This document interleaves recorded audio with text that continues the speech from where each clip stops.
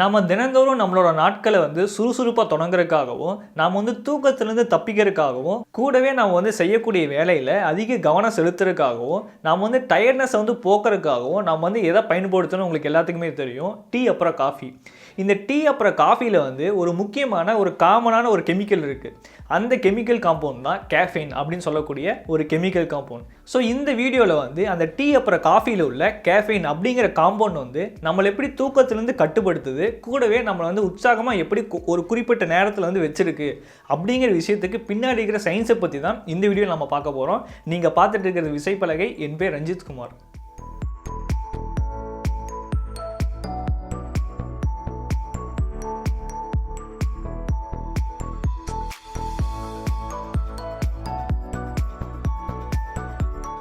நாம் எல்லாருமே தினந்தோறும் கண்டிப்பாக வேலை செஞ்சே ஆகணும். நம்மளோட பாடி ஆட்டோமேட்டிக்காக இயங்கிட்டே இருக்கும். அப்படி நம்மளோட உடம்பு இயங்குறதுக்கு ஒரு எனர்ஜி தேவைப்படும் இல்லையா? அந்த எனர்ஜி நம்ம எதுலேருந்து எடுத்துப்போம்? நம்ம சாப்பிட்ற உணவுலேருந்து எடுத்துப்போம். அந்த உணவில் என்ன இருக்கும் அப்படின்னு பார்த்தீங்கன்னா, அதாவது கார்போஹைட்ரேட்ஸ், ஃபேட்ஸ், ப்ரோட்டீன்ஸ், இந்த மாதிரி பல விஷயங்கள் இருக்கும். இந்த மாதிரி எல்லா விஷயங்களையும் நம்மளோட பாடி குளுக்கோஸை கன்வெர்ட் பண்ணும். இந்த குளுக்கோஸ் தான் நம்மளோட பாடிக்கு ஒரு எனர்ஜி தந்து நம்மளோட பாடி இயங்குறதுக்கு ஒரு அடித்தளமாக இருக்குது.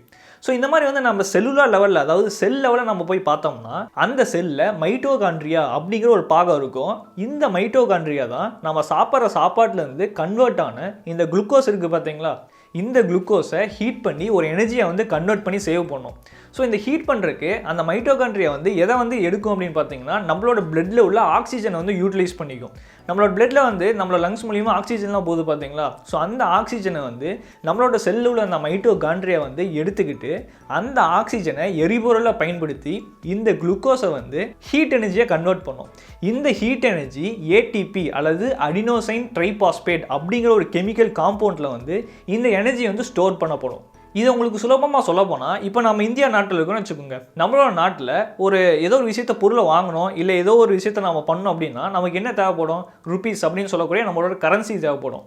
அதே மாதிரி தான் நம்மளோட பாடியில் உள்ள அத்தனை செல்ஸுக்கும் இயங்குறதுக்கு ஒரு எனர்ஜி தேவைப்படுமா?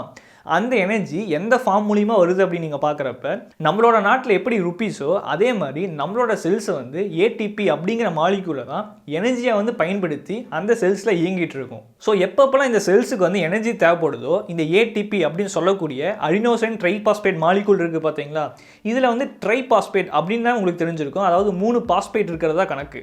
இந்த 3 பாஸ்பேட்டில் ஒரு பாஸ்பேட் எப்போ பிரேக் டவுன் ஆகுதோ அந்த சமயத்தில் அந்த ஏடிபியிலிருந்து எனர்ஜி ரிலீஸ் ஆகும்.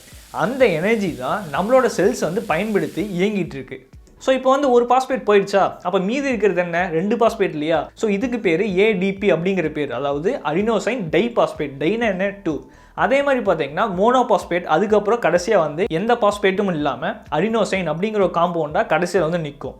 ஸோ இந்த அடினோசைன் அப்படிங்கிற காம்பவுண்ட் தான் நமக்கு தூக்கம் வர்றதுக்கு ஒரு அடிப்படையான காரணமாக இருக்குது. நம்ம நாள் முழுசாக வேலை செஞ்சுட்டே இருக்கோமா, அதனால் இந்த ஏடிபி மாலிக்யூல் யூஸ் ஆகிட்டே இருக்கும். அப்போ திரும்ப அடினோசைன் செக்ரீட் ஆகிட்டே இருக்கும் நம்மளோட உடம்புல. ஸோ இந்த அடினோசைன் எல்லாமே நம்மளோட பிரெயின் செல்லில் பார்த்தீங்கன்னா அடினோசைன் ரிசெப்டார் அப்படின்னு சொல்லக்கூடிய ரிசெப்டார்ஸ் இருக்கும். இந்த ரிசெப்டாரில் அந்த ஏடிபி மாலிக்யூல் எனர்ஜி யூஸ் பண்ணிட்டு மிச்சம் வச்சுட்டு போன அடினோசைன் இருக்குது பார்த்தீங்களா? இந்த அடினோசைன் அந்த ரிசெப்டாருக்குள்ளே போய் அட்டாச் ஆகும். அப்படி அட்டாச் ஆகுறப்ப நம்மளோட நர்வஸ் சிஸ்டம் எல்லாமே பார்த்தீங்கன்னா ஸ்லோ டவுன் ஆயிரும். ஸோ அதனால் நம்மளுக்கு தூக்கம் வர ஆரம்பிச்சிடும். ஸோ இப்போ உங்களுக்கு நமக்கு ஏன் நம்ம அதிகமாக வேலை செஞ்சால் நம்ம ஏன் சீக்கிரம் டயர்டாகி நம்மளுக்கு தூக்கம் வருது அப்படிங்கிற விஷயத்தை பற்றி இப்போ நீங்கள் தெரிஞ்சிருப்பீங்க. இப்போ இந்த சமயத்தில் அந்த காஃபி குடிக்கிறேன்னு வச்சுக்கோங்க. அப்படி காஃபி குடித்தோடனையும் நமக்கு ஒரு பிரிஸ்காக ஃபீல் பண்ணுவோம். கொஞ்சம் சுறுசுறுப்பாக நம்மளோட வேலையில் ஈஸியாக கான்சன்ட்ரேட் பண்ணுறதுக்கு இந்த காஃபி உதவுது. ஸோ இந்த காஃபியில் எந்த காம்பவுண்ட் இருக்கும் அப்படின்னு பார்த்தீங்கன்னா கேஃபைன் அப்படிங்கிற காம்பவுண்ட் இருக்கும். இந்த கேஃபைன் அப்படிங்கிற ஒரு கெமிக்கல் மாலிக்யூலும் அதே சமயம் நான் ஏற்கனவே சொன்ன அடினோசைன் அப்படிங்கிற கெமிக்கல் காம்பவுண்டு பார்த்தீங்கன்னா ஒரே விதமான ஸ்ட்ரக்சரில் தான் இருக்கும். ஸோ அதனால் நம்ம எப்போ காஃபி குடிக்கிறோமோ நம்மளோட பிரெயின் செல்லில் அந்த ரிசெப்டார்ஸ் இருக்குன்னு சொன்னால் பார்த்தீங்களா, அந்த ரிசெப்டாரில் இந்த அடினோசைன் அப்புறம் கேஃபின் அப்படின்னு சொல்லக்கூடிய 2 மாலிகூல்ஸும் ஒரே மாதிரி இருக்க ஸ்ட்ரக்சர் இருக்கிறதுனால நம்ம குடிக்கிற காஃபியில் உள்ள கேஃபின் மாலிகூல் நம்மளோட பிரெயின் செல்லில் உள்ள ரிசெப்டாரில் போய் அட்டாச் ஆயிரும். ஸோ இதனால் அந்த அடினோசைன் இங்கே உட்கார முடியாது. ஸோ அதனால தான் நம்ம குறிப்பிட்ட நேரத்துக்கு நம்ம பிரிஸ்காகவும் ஆக்டிவாகவும் இருப்போம். நம்ம அது மட்டும் இல்லாமல் இந்த காஃபி அடிக்ஷன் அப்படிங்கிற விஷயத்தை பற்றி கேள்விப்பட்டிருப்பீங்க. சில பேர் காஃபிக்கு அடிக்ட் ஆகிருப்பாங்க. இது எதனால் ஏற்படுது அப்படின்னு பார்த்தீங்கன்னா, இப்போ உதாரணத்துக்கு கொக்கைன், ஹெரோயின் இந்த மாதிரி ட்ரக்ஸ் இருக்குது பார்த்தீங்களா, தடை செய்யப்பட்ட ட்ரக்ஸ் இருக்குதுல்ல, அந்த ட்ரக்ஸில் நம்ம எடுக்கும்போது அந்த ட்ரக்ஸுக்கு நிறைய பேர் அடிக்ட் ஆவாங்க. அந்த ட்ரக்ஸ் எடுக்கிறவங்களாம் இது எதனால் அப்படின்னு பார்க்கும்போது கொக்கைன் எடுக்கிறப்ப நம்மளோட பிரெயினில் வந்து டோபமைன் அப்படிங்கிற ஒரு கெமிக்கல் வந்து இன்டியூஸ் ஆகும். இந்த டோபமைன் வந்து நம்மளோட பிரெயினில் அது இன்டியூஸ் பண்ணுறதுனால தான் நாம் வந்து அந்த கொக்கைன் இல்லை ஹெரோயின் இந்த மாதிரி வந்து ட்ரக்ஸ் எடுக்கிறப்ப நாம் வந்து ரொம்பவே ப்ளஷராக ஃபீல் பண்ணுவோம், அதாவது ஹாப்பியாக ஃபீல் பண்ணுவோம் அந்த ட்ரக்ஸ் எடுக்கிறப்ப. அதனால தான் வந்து இந்த டோபமைன் இன்டியூஸ் ஆகிறனால நிறைய பேர் வந்து அந்த கொக்கைன், ஆல்கஹால், அப்புறம் அந்த ஹெரோயின் இந்த மாதிரி வந்து ட்ரக்ஸுக்கு வந்து அடிக்ட் ஆகிறாங்க. இதே மாதிரி ஒரு விஷயத்தை தான் நம்ம வந்து குடிக்கிற காஃபியில் உள்ள கேஃபின் அப்படிங்கிற ஒரு காம்பவுண்ட் வந்து நம்மளை வந்து அடிக்ட் ஆகும்.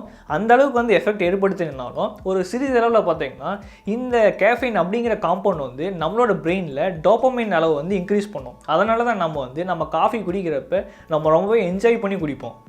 அது மட்டும் இல்லாமல் இந்த கேஃபைன் அப்படிங்கிற கெமிக்கல் காம்பவுண்ட் வந்து நம்மளோட பாடிக்குள்ளே என்ட்ரான உடனே 3 காம்பவுண்டாக வந்து பிரிஞ்சிடும். இந்த 3 காம்பவுண்ட் என்னென்ன அப்படின்னு நீங்கள் பார்க்கும்போது ஒன்று தியோப்ரோமைன், இன்னொன்று பேராக்சாந்தைன், இன்னொன்று வந்து தியோஃபிலின்.